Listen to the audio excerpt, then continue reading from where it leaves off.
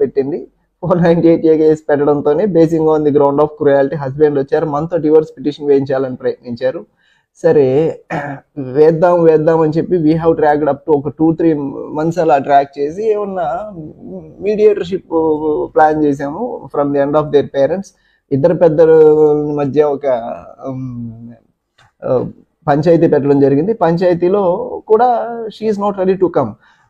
తన కంటెన్షన్ ఏంటంటే there is no physical relation, there is no care and affection, there is no time for the husband to spend with wife. అది ఆమె contention అది.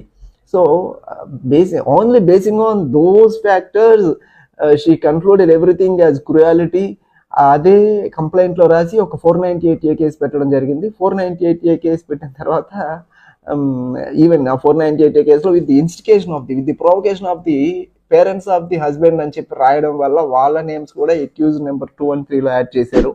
So taking everything in to consideration 41 CRPC notice ఇచ్చారు. వెళ్ళాము, స్టేషన్లో మాట్లాడాము, husband యొక్క ఫ్యామిలీని హస్బెండ్ని తీసుకురావడం జరిగింది. Later we have filed a quash petition in the AP High Court.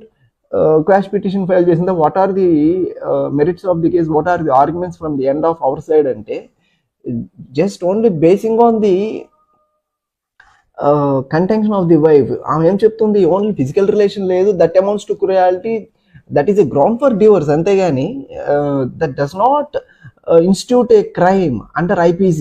ఇదే జడ్జిమెంట్ ఒక కర్ణాటక హైకోర్టు ఇవ్వడం జరిగింది రీసెంట్లీ. June 21st of 2023 ఒక judgement was pronounced by the Karnataka high court. The same thing, the facts of the case was purely